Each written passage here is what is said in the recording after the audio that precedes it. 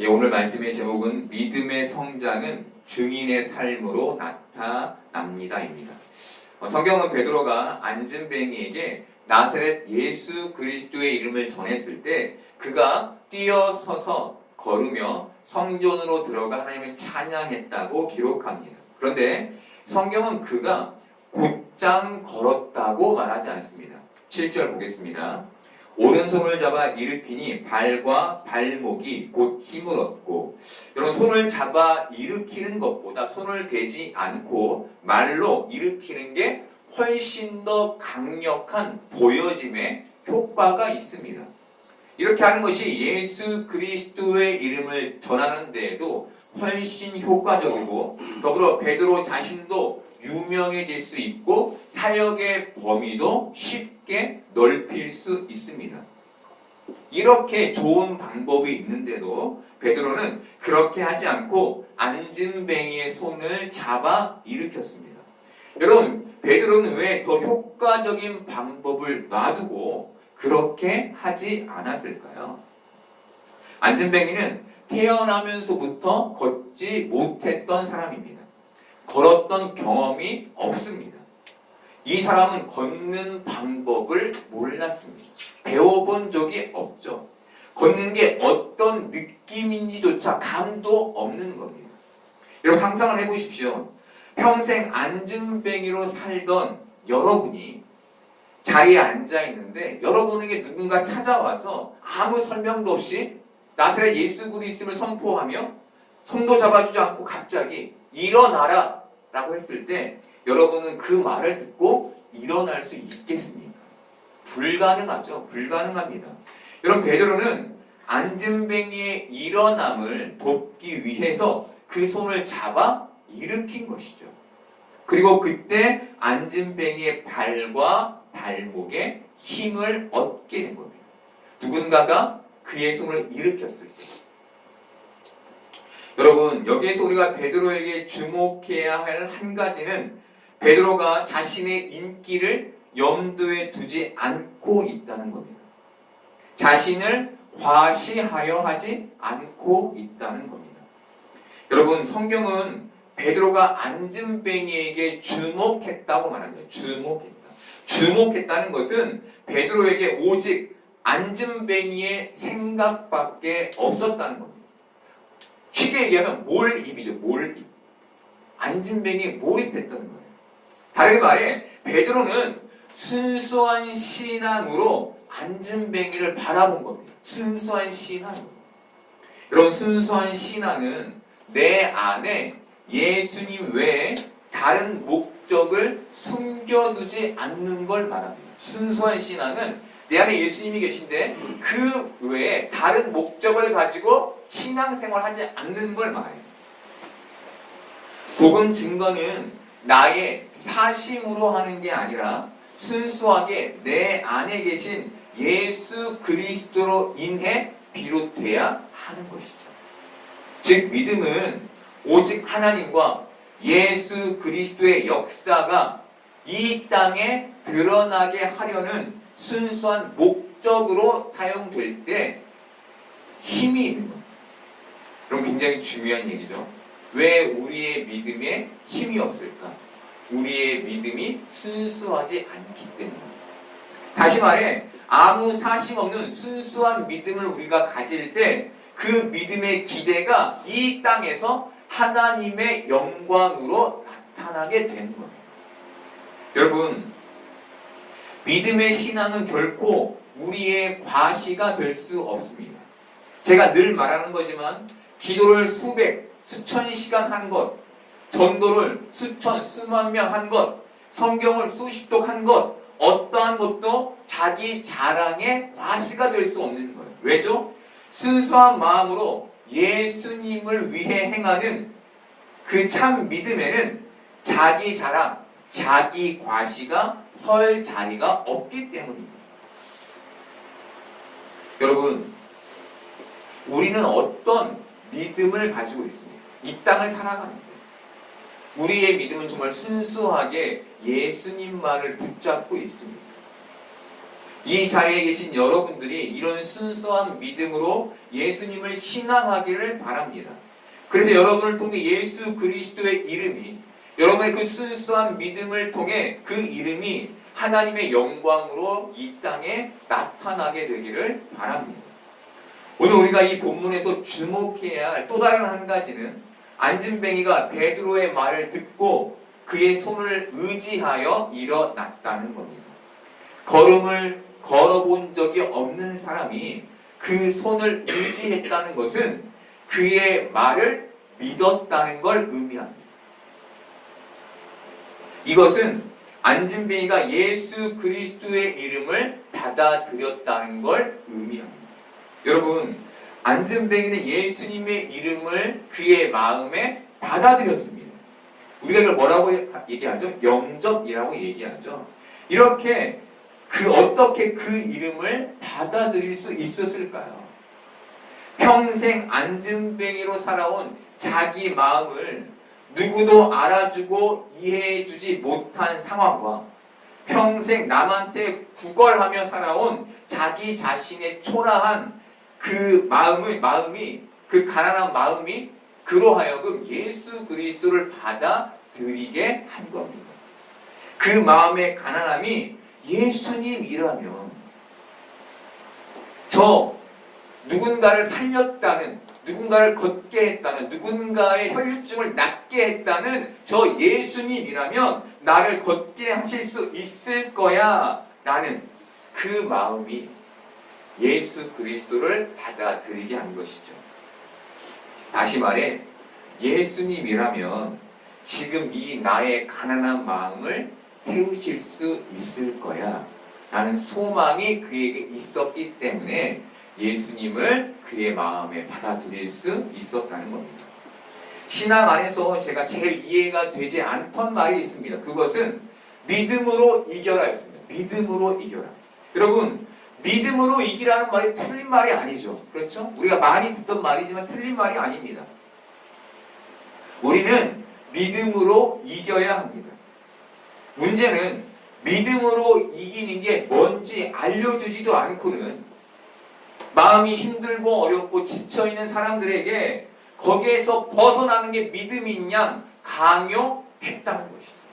마치 너 슬프지? 그거 갇혀있는 거 그거 죄다. 믿음으로 이겨야 한다? 이런 의미를 담아 믿음으로 이겨라 라고 말했다는 거예요. 여러분, 저는 이 말을 들을 때마다 늘 생각했던 게 있습니다. 과연 저분들도, 그렇게 말하는 저분들도 이 처지가 됐을 때 과연 믿음으로 이길 수 있을까? 여러분은 믿음으로 이기는 게 뭐라고 생각하십니까? 여러분, 믿음으로 이기는 삶이 뭔지는 아십니까? 대략적으로 이런 거겠지 이런 거 말고 구체적으로 어떤 게 믿음으로 이기는 삶인지를 여러분 아십니까? 혹은 그 믿음으로 이기라는 말이 여러분 마음가운데 심겨져 있어서, 누군가의 그 말이 여러분의 마음에 들어와 심겨져 있어서 꼭 자기가 그렇게 믿음으로 살지 못하는 것 같으면 스스로를 정죄하고 있지는 않습니까? 너 믿음으로 살아야지 막 강요하며 스스로를 궁지로 내몰고 있지는 않습니까? 여러분, 현실은, 상황은, 환경은 우리를 불안하게 하고 염려하게 하며 초라하게 하고 슬프게 합니다. 그리고 이 마음은 쉽게 이겨내지 못합니다. 이겨낼 수 없죠. 이겨내기가 어렵습니다. 그렇다면 우리는 어떻게 이 현실을 믿음으로 이겨낼 수 있을까요? 저는 어떤 목사님의 설교를 통해 그 답을 찾게 됐습니다. 그 목사님은 믿음에 대해 이렇게 말씀하셨습니다.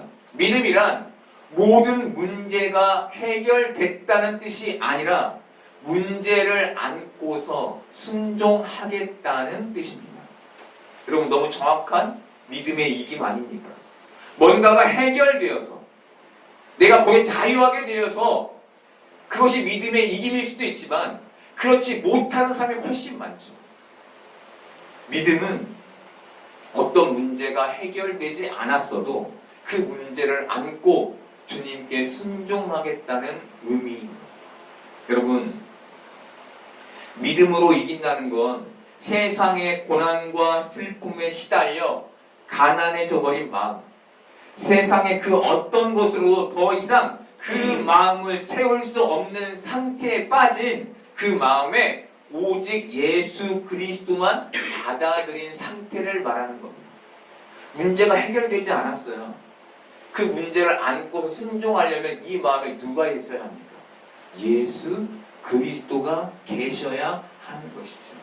그렇게 예수님을 붙들고 한 걸음 한 걸음 현실을 살아내는 걸 믿음으로 이긴다라고 말하는 거예요. 믿음으로 이긴다. 여러분, 안진뱅이는 이 가난한 마음에서 예수님을 받아들인 겁니다. 여러분, 예수님만 필요한 마음은 늘 가난한 마음에서 비롯됩니다. 우리의 마음이 가난하지 않으면 예수님을 필요로 하지 않게 돼요.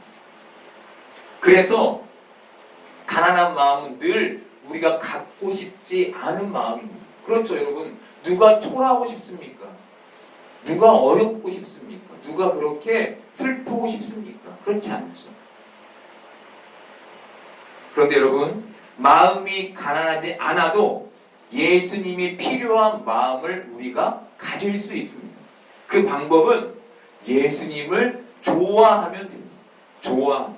우리는 이 마음으로 믿음의 삶을 살아낼 수 있습니다. 왜? 예수님이 좋아서 예수님을 필요로 해서 이 마음에 받아들이게 되기 때문이죠. 여러분, 예수님을 좋아하는 마음으로 예수님과 함께 이 세상을 믿음으로 이기는 여러분 되기를 바랍니다. 안진뱅이는 베드로의 손을 의지했습니다. 앞서 말씀드린 것처럼 의지한다는 건 믿었다는 겁니다. 그렇다면 예수님을 의지하는 건 삶에서 어떻게 나타날까요? 예수님을 의지하는 것. 여러분, 예수님을 의지하는 건 삶에서 기도로 나타납니다. 기도. 여러분, 기도는 하나님을 의지하는 사람만 갖는 행위입니다. 반대로 생각하면 하나님을 의지하지 않는 사람은 기도하지 않겠죠. 그렇죠? 정확하게는 하나님을 의지하지 않으면 기도할 수 없습니다. 왜? 내가 의지하지 않으니 기도할 수 없는 것이죠. 그렇다면 하나님을 의지하는 마음은 어디에서 생겨날까요?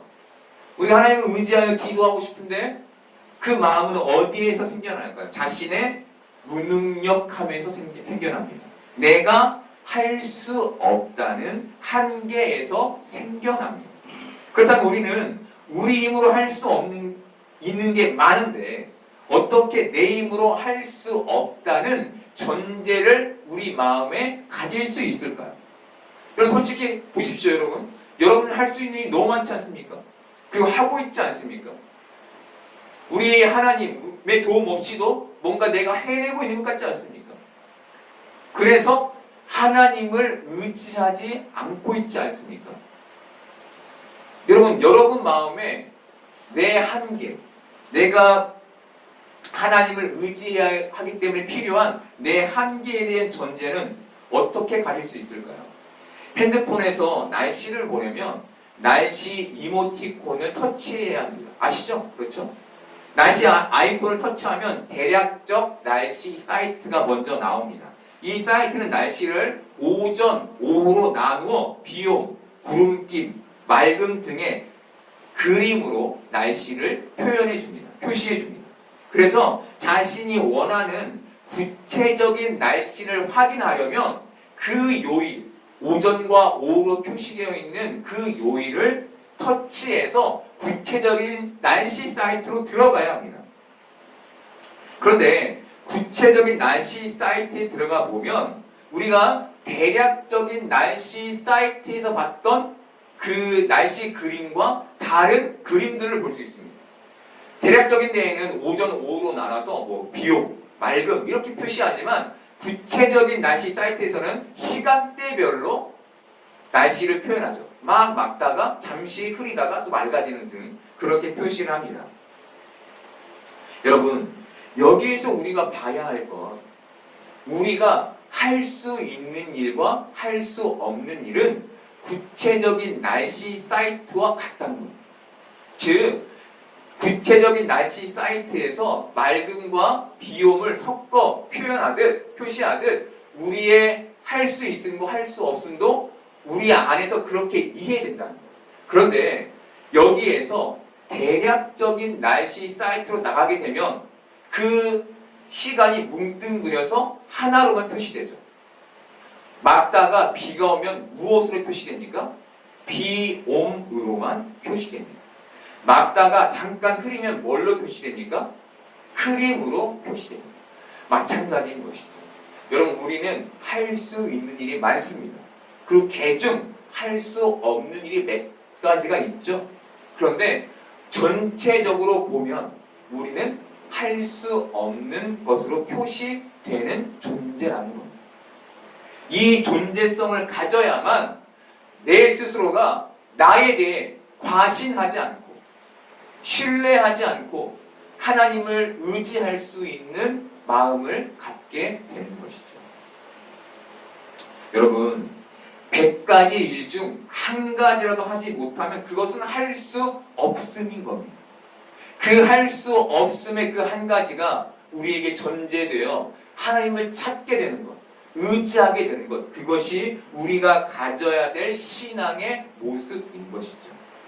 그리고 바로 이 전제로만 우리가 기도할 수 있게 되는 겁니다.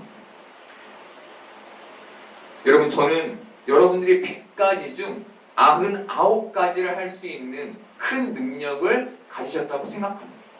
여러분의 가능성은 무궁무진하다고 생각합니다. 하지만 저는 여러분들이 그 통제할 수 없는 그 한 가지로 하나님께 기도하는 사람이 되기를 바랍니다. 아멘. 여러분의 모든 그 장점과 모든 해냄, 능력에도 불구하고 그 할 수 없는, 우리가 손댈 수 없는 그 한 가지로 인해서 하나님을 의지할 수 있기를 바랍니다. 그래서 평생 그 전제를 가지고 기도를 잃지 않는 여러분 되기를 바랍니다.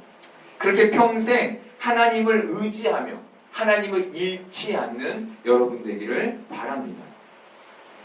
여러분, 하나님을 의지한다는 건 다른 의미로 겸손을 의미합니다. 겸손. 겸손의 반대말은 뭐죠? 교만이죠. 교만. 겸손하면 하나님을 의지하게 되고 교만하면 하나님을 의지하지 않게 됩니다. 우리가 우리의 능력만을 의지하는 것도 교만이죠. 여러분, 우리는 하나님의 뜻을 받아들이지 않고 내 생각만 고집할 때 교만해지게 됩니다. 하나님이 나에게 어떤 존재인지 그분의 말씀과 그분의 존재를 받아들이지 않으면 우리는 우리 스스로 잘난, 교만한 사람이 되는 거예요. 그렇다면 우리가 교만해지지 않으려면 어떻게 해야 할까요? 하나님을 폭넓게 알면 됩니다. 그럼 교만해질 수 없어요. 그렇다면 그 방법은 뭘까요? 한 가지입니다. 성경을 읽는 것뿐입니다. 성경을 읽는 것. 세상에서 대화가 제일 안 되는 사람이 책 한 권 읽고 대화하는 사람이라는 말이 있습니다.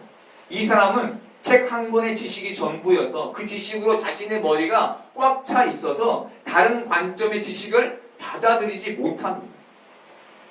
이것은 점점 그 시각을 좁혀서 이 사람하고는 대화 자체가 어렵게 됩니다. 이 사람이 이 상황에서 벗어날 수 있는 방법은 다양한 관점의 책을 읽는 것뿐입니다.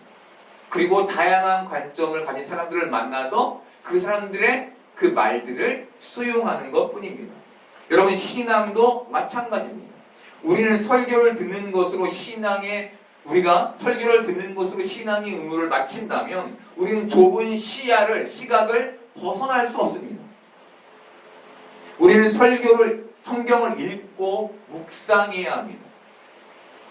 그래야 하나님을 폭넓게 알 수 있습니다. 그래야 하나님을 겸손함으로 의지할 수 있게 됩니다. 내가 하는 하나님이 전부야가 아니라 내가 하는 하나님이 100 중에 1이었네를 알아야 그 하나님의 역사에 내 삶을, 능력에 내 삶을 의지할 수 있게 되는 것이죠. 여러분, 좁은 신앙을 가진 사람은 하나님도 평가하고 판단합니다. 너무 놀랍죠? 자신이 생각하기에 그럴 수 없으면 하나님도 그래서는 안 되는 분이 되는 거예요. 여러분, 은연중에 그렇게 생각하는 거예요. 대놓고 하는 게 아니에요. 어느 제 자신이 하나님보다 위에 있는 사람이 됩니다. 여러분, 자신보다 아래에 있는 사람을 의지하는 사람이 있습니까? 없죠. 하나님보다 자신이 위에 있게 되면 하나님을 의지할 수 없는 거예요. 그런데 하나님에 대해서 잘 모르기 때문에 그런 일들을 범한다는 거예요. 여러분, 교회에는 다니는데 기도하지 않는 사람들이 많습니다. 이유는 하나입니다. 하나님에 대한 시각이 좁기 때문입니다. 그 시각이 좁아서 자신이 하나님보다 위에 있게 됐기 때문입니다. 여러분, 교만은 굉장히 교묘히 우리 마음에 숨겨져 있습니다. 우리가 이렇게 이 자리에 와서 예배를 드리지만 여러분, 우리 교만은 우리 안에서 일합니다. 그래서 우리를 하나님을 의지하지 못하게 만듭니다. 이게 교만이 하는 일입니다. 우리 안에 교만이 숨겨져 있는지 그렇지 않은지를 알 수 있는 방법은 한 가지입니다. 내가 지금 기도하고 있는지 그렇지 않은지를 보면 돼요. 여러분, 하나님께 기도하는 여러분 되기를 바랍니다. 하나님을 의지하시는 여러분 되기를 바랍니다. 그렇게 겸손히 하나님을 평생 의지하며 이 땅을 사시는 여러분 되기를 바랍니다. 저는 오랜 믿음에도 불구하고 그 믿음이 어린아이의 상태에 머물러 있는 분들을 많이 보았습니다. 왜 저분들은 믿음의 성장을 이루지 못했을까를 고민하며 제가 발견하게 된 것은 그분들이 믿음의 성장에 관심이 없다는 것이었습니다. 대신 그분들의 관심이 모두 세상의 형통에 쏠려 있었다는 것이었습니다. 여러분, 신앙과 종교성은 완전히 다른 말입니다. 신앙과 종교성. 신앙은 믿음의 성장에 관심을 갖습니다. 반면 종교성은 신을 이용해 나의 욕망을 이루려는 것에 관심을 갖습니다. 여러분, 근데 똑같이 표현돼요. 기도하는 것으로 똑같이. 문제는 종교성이 신앙의 탈을 쓰고 교회에 침투해 있다는 겁니다. 종교성. 여러분, 오늘 안진뱅이가 발과 발목에 힘을 얻어 걷고 뛰며 하나님을 찬양했다는 것이 우리에게 보여주는 것은 종교성이 아닌 분명한 신앙, 바로 신앙의 성장, 믿음의 성장입니다. 안진뱅이가 우리에게 보여주는 것이 바로 그 순수한 믿음의 성장을 말해줍니다. 안진뱅이가 발과 발목에 힘을 얻었다는 것은 믿음의 걸음을 의미합니다. 그리고 하나님을 찬양했다는 것은 그 걸음의 목적이 하나님이었음을 의미합니다.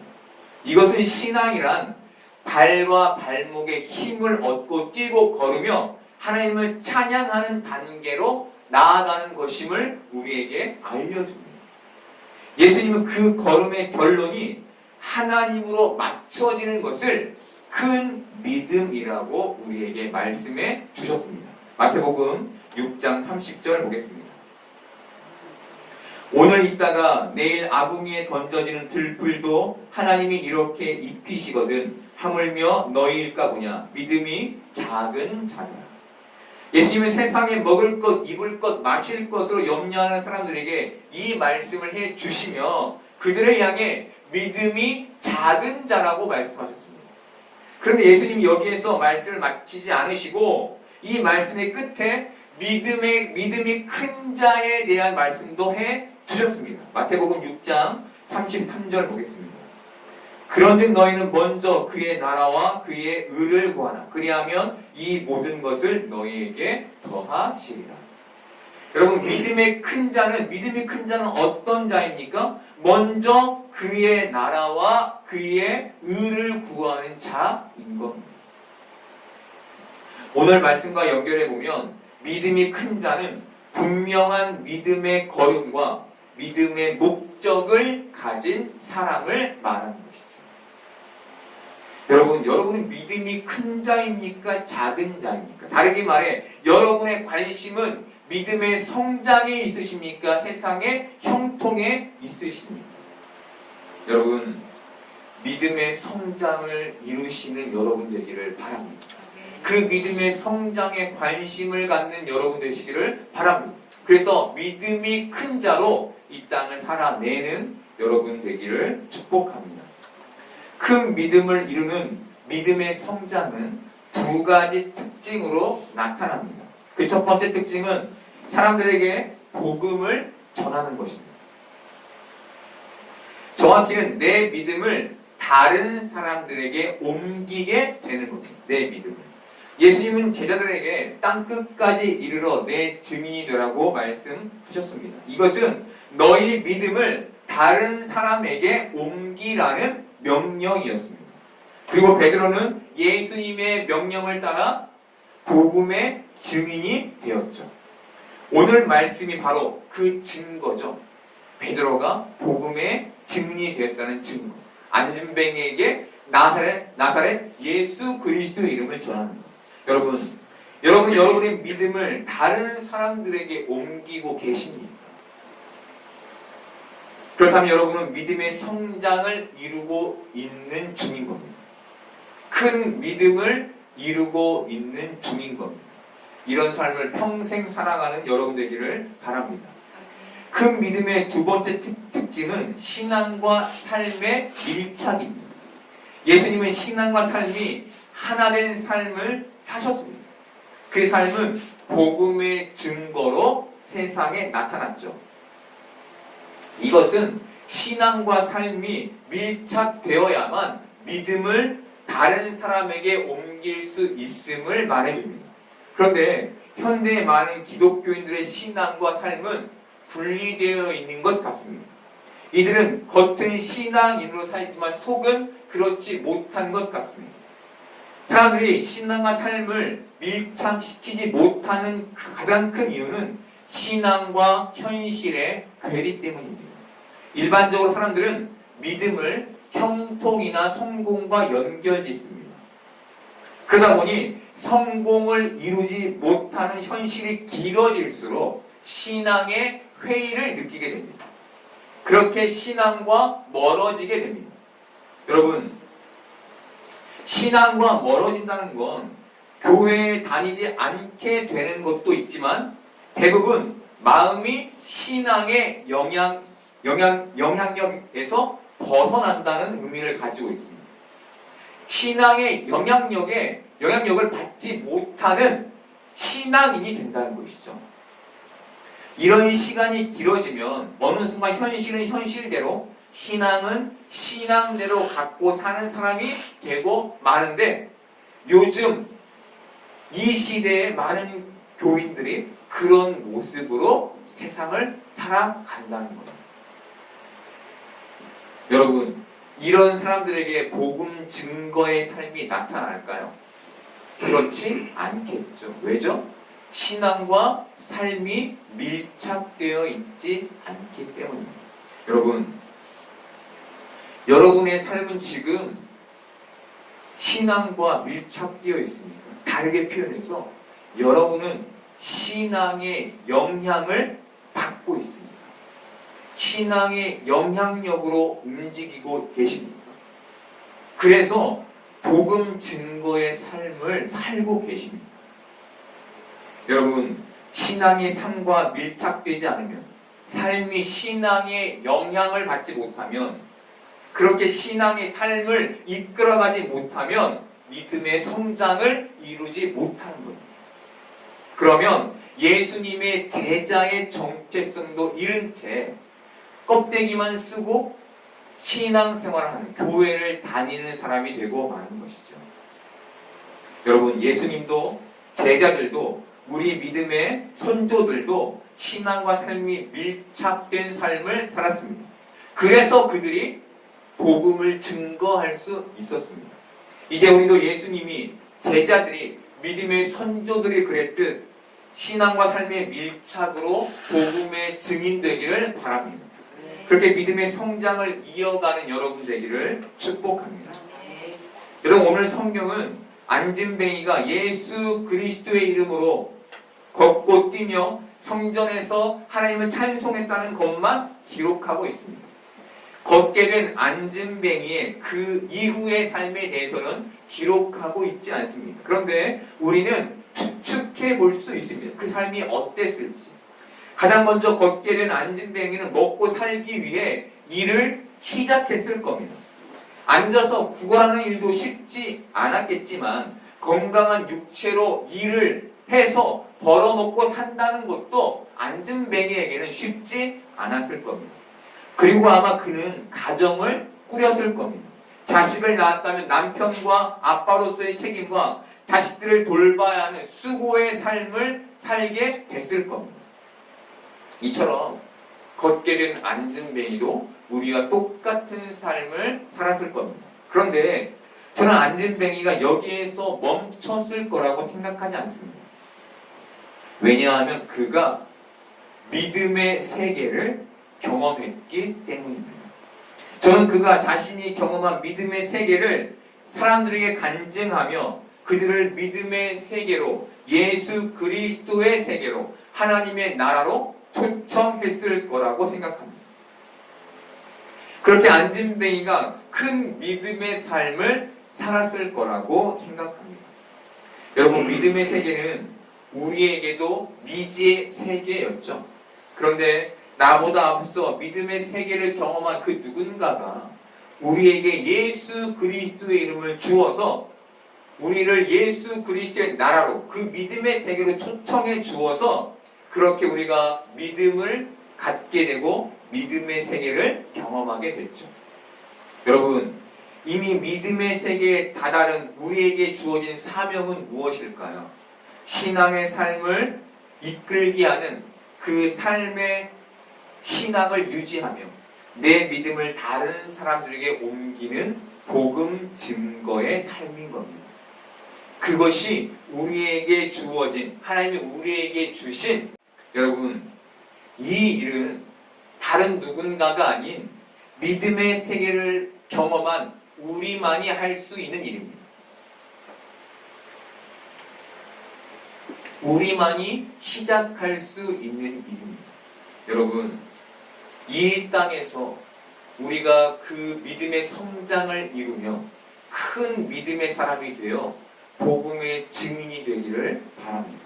그렇게 베드로의 전함으로 안진뱅이에게 하나님 나라가 이루어졌듯 여러분이 순수한 믿음으로 복음을 전하여 그 복음이 누군가에게 하나님 나라, 하나님의 영광을 알게 할 수 있기를 바랍니다.